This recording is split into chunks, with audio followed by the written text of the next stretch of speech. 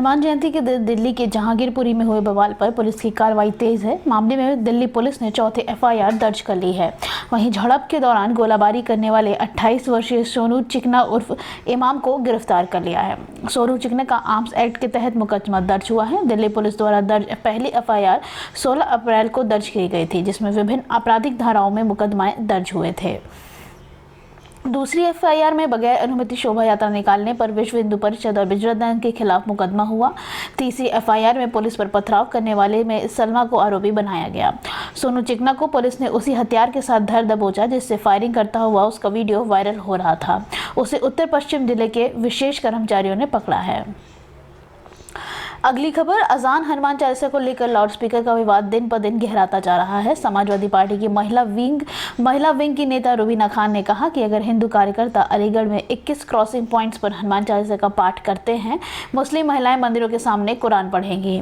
रुबीना के खिलाफ civil lines थाने में भड़काऊ भाषण देने के मामला दर्ज किया गया है। उन्होंने संवाददाताओं से कहा कि मस्जिदों से लाउडस्पीकर हटाने की मांग कर मुस्लिम समुदाय को जानबूझकर निशाना बनाने की कोशिश की जा रही है। उन्होंने साथ ही आरोप लगाया कि राज्य सरकार बजरंग दल जैसे दक्षिणपंथी संगठनों के प्रति नरम है। बाबरी मस्जिद के पक्षकार रहे इकबाल अंसारी ने रुबीना खान को अनावश्यक बयान देने के लिए उनकी निंदा भी की है। उन्होंने कहा कि राजनीतिक नेताओं को संवेदनशील मुद्दों का फायदा उठाना कोशिश बंद कर देनी चाहिए। नमाज मस्जिद में पढ़ी जानी चाहिए, न कि मंदिर के सामने। प्रधानमंत्री नरेंद्र मोदी इन दिनों 3 दिवसीय यात्रा के लिए अपने गृह राज्य गुजरात में मौजूद हैं। यात्रा के दूसरे दिन प्रधानमंत्री ने बानसकाठा के दियोदर में डेयरी परिसर का लोकार्पण किया। इस दौरान अपने संबोधन में उन्होंने कहा कि बीते 1 से 2 घंटों में यहां अलग अलग जगहों पर गया और डेयरी सेक्टर से जुड़ी सरकारी योजनाओं की लाभार्थी और पशुपालन बहनों में मेरी विस्तार से बात हुई है।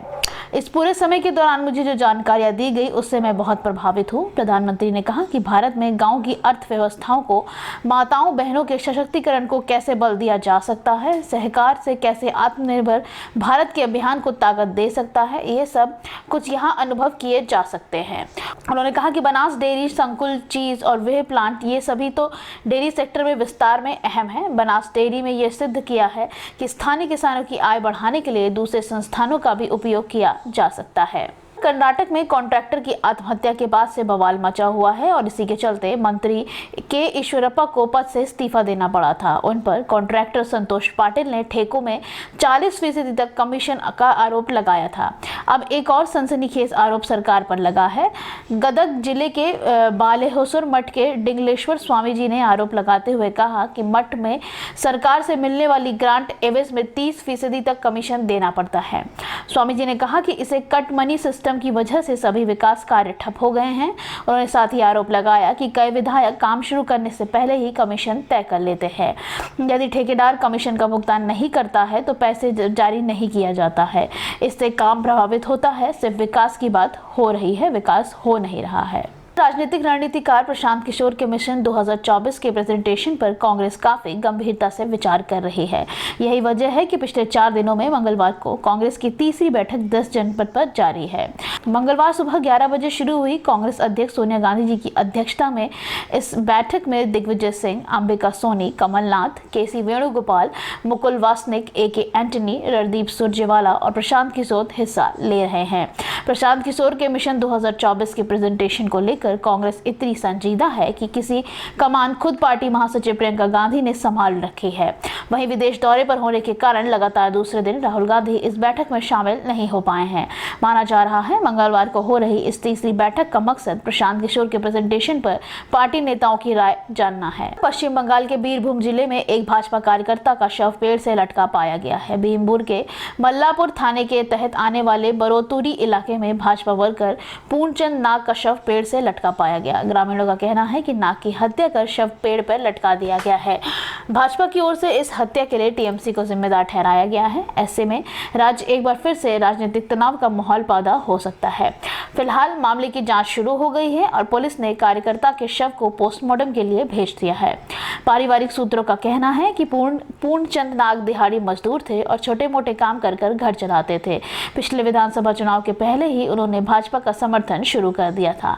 हालांकि उन्होंने कभी भी राजनीति में सक्रिय रूप से भाग नहीं लिया था। महाराष्ट्र में लाउडस्पीकर विवाद और दिल्ली में हिंसा के बीच शिवसेना ने केंद्र सरकार पर गंभीर आरोप लगाए हैं। पार्टी के नेता संजय राउत ने दिल्ली और मुंबई की स्थिति को दुर्भाग्यपूर्ण बताया। साथ ही उन्होंने दोनों शहरों में आगामी निकाय चुनाव की ओर इशारा किया है।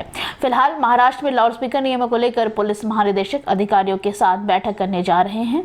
समाचार एजेंसी के अनुसार शिवसेना संजय राउत ने मंगलवार को कहा कि देश के 2 प्रमुख शहरों में जिस तरह से दंगे का माहौल बनाया गया है वे बहुत दुर्भाग्यपूर्ण है। दिल्ली में नगर निगम चुनाव आने वाले हैं और उस चुनाव को जीतने के लिए ये सब किया जा रहा है। मुंबई में भी यह किया गया है और यहाँ लाउडस्पीकर का मुद्दा उठाया गया है।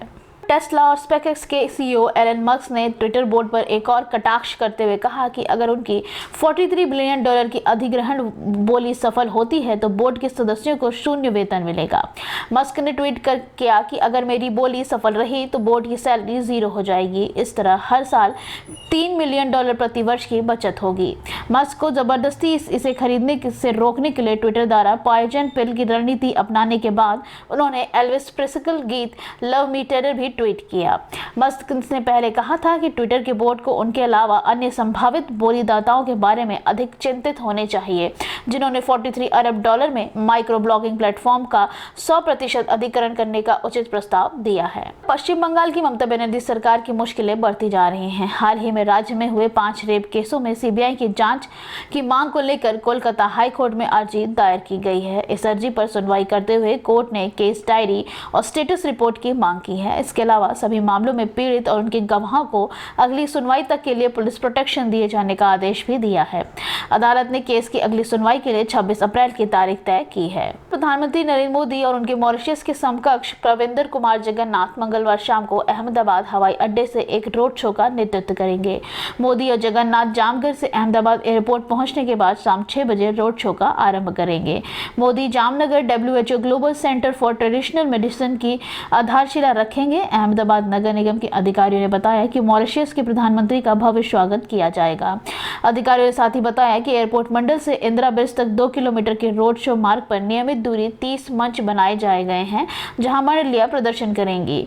विज्ञप्ति के अनुसार दोनों देशों के प्रधानमंत्री हवाई अड्डे से राजभवन तक की यात्रा करेंगे और कम से कम 15,000 लोगों के उनके अभिवादन के लिए मौजूद रहने की उम्मीद है। मोदी शाम को जगन्नाथ से मिलकर जामनगर में WHO global centre for traditional medicine की आधारशिला रखेंगे। इसके बाद दोनों प्रधानमंत्री अहमदाबाद के लिए रवाना हो जाएंगे।